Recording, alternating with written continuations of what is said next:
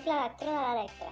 Aquest any us donaré consells per estalviar i fer un ús eficient, segur i sostenible de l'energia. Seguiu-me al meu blog energiaeficientblogspot.com. L'Electra, la teva energia.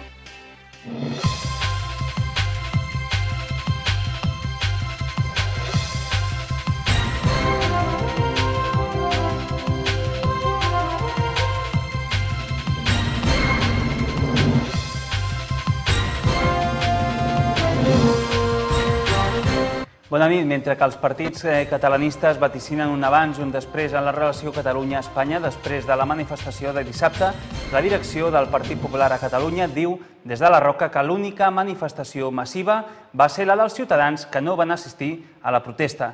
És la notícia més destacada del Redacció Vallès Oriental d'aquest dilluns. Després de titulars hi entrem. Els partits catalanistes veuen en la manifestació de dissabte un abans i un després en la relació entre Catalunya i Espanya. Per la seva part, la presidenta del Partit Popular a Catalunya assegura que la manifestació més massiva va ser la dels catalans que no van anar a la protesta.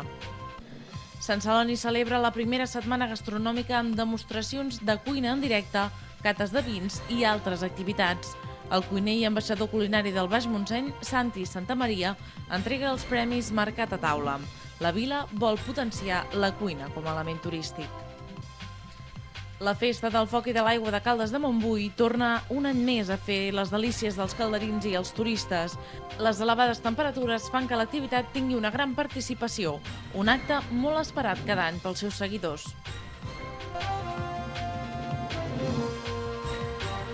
I obrim l'informatiu d'avui amb les reaccions a la manifestació d'aquest dissabte a Barcelona contra la sentència del Tribunal Constitucional i l'Estatut, mentre que des de Catalunya es veu a la marxa un punt d'inflexió, des de Madrid no veuen cap canvi en la relació Catalunya-Espanya.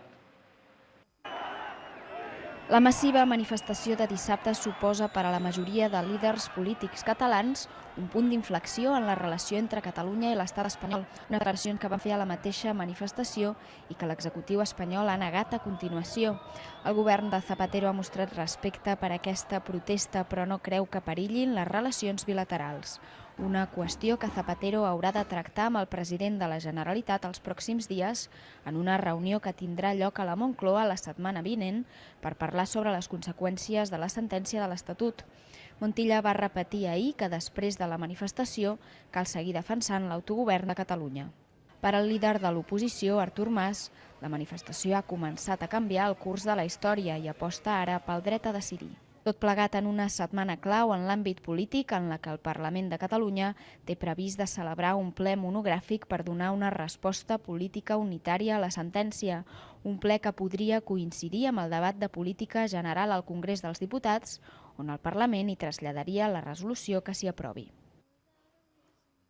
La manifestació més important de dissabte va ser la dels catalans que van seguir amb la seva rutina habitual. És el que la presidenta del Partit Popular català, Alicia Sánchez Camacho, ha assegurat a la Roca del Vallès aquest diumenge. Sánchez Camacho ha acusat José Montilla i Artur Mas de posar-se en braços de l'independentisme.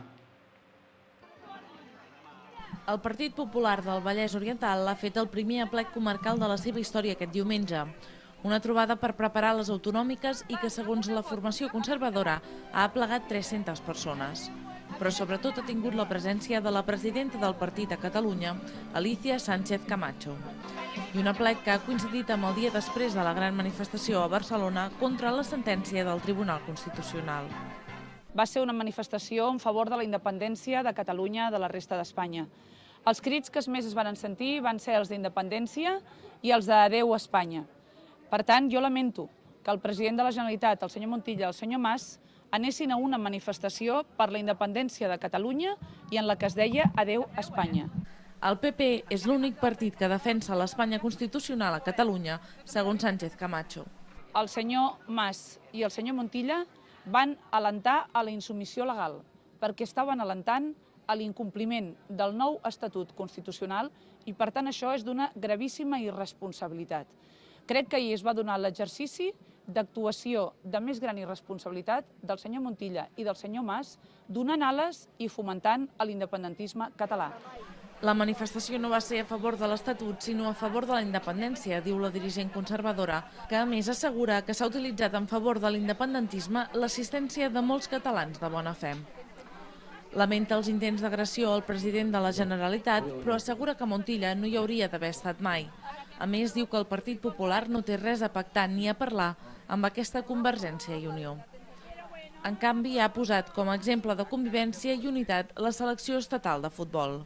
Una selecció que ens dona exemple de com es pot aconseguir la unitat, de com es pot aconseguir el sentiment d'estar orgullosos de ser catalans i de ser espanyols. I és una selecció espanyola, per primera vegada a la història, amb una gran majoria de catalans que espero que avui tornin a donar exemple i espero que avui tornin a fer història amb l'èxit d'Espanya al front del Mundial. La manifestació més important de dissabte, segons Camacho, va ser la silenciosa, la dels catalans que van seguir amb la seva rutina habitual. I el portaveu parlamentari de Convergència i Unió, Oriol Pujol, ha estat aquest dijous a Caldes de Montbui. Abans que se sabés la magnitud de la sentència del Tribunal Constitucional i també de l'abast de la manifestació d'aquest dissabte, Pujol ha dit que el país ha de caminar de forma serena cap al dret a decidir. Un centenar de calderins s'han aplegat aquest dijous en un establiment hoteler de la Vila Termal per assistir a la xerrada del portaveu parlamentari de Convergència i Unió, Oriol Pujol. Pujol ha analitzat l'actualitat política i ha respost les preguntes dels assistents, però també ha parlat amb els representants dels mitjans de comunicació.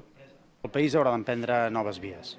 Alguns voldran anar immediatament cap a la independència, d'altres s'intentaran conformar amb el que ens ha tocat i d'altres anirem fent un trànsit serè, seriós, perquè en el país li falta un punt de seriositat, un trànsit serè i seriós i amb molta fortalesa interior cap al dret a decidir. Ja fa uns quants mesos que estem veient que el tripartit actua, que les presses li estan fent perdre les formes, perquè sense anar més lluny hi ha una llei que probablement no podran empènyer, en gran part perquè han anat amb presses i han estat maldestres, que és clarament la llei de vegueries, el dictamen del Consell de Garanties Estatutàries, que no, Convergència i Unió li ha dit molt clarament al tripartit que tal com està programada la llei és una llei que és un bunyol, que és un nyap, que no serveix ben bé de res i que millor farien una mica, no diu de començar de nou, però gairebé. Fa 7 anys, el tripartit de l'any 2004 va estar tot l'any 2004 analitzant l'acció de govern dels 23 anys de Convergència i Unió. I 7 anys després, tristament, acabem igual. Resulta o sembla ser que el tripartit no és capaç de posar un balanç positiu damunt de la taula, un balanç d'èxits, de resultats, i el tripartit s'encaparra amb acabar aquests 7 anys, perquè això del tripartit s'acaba, i resulta que s'encaparren amb acabar-ho tornant a criticar a Convergència i Unió.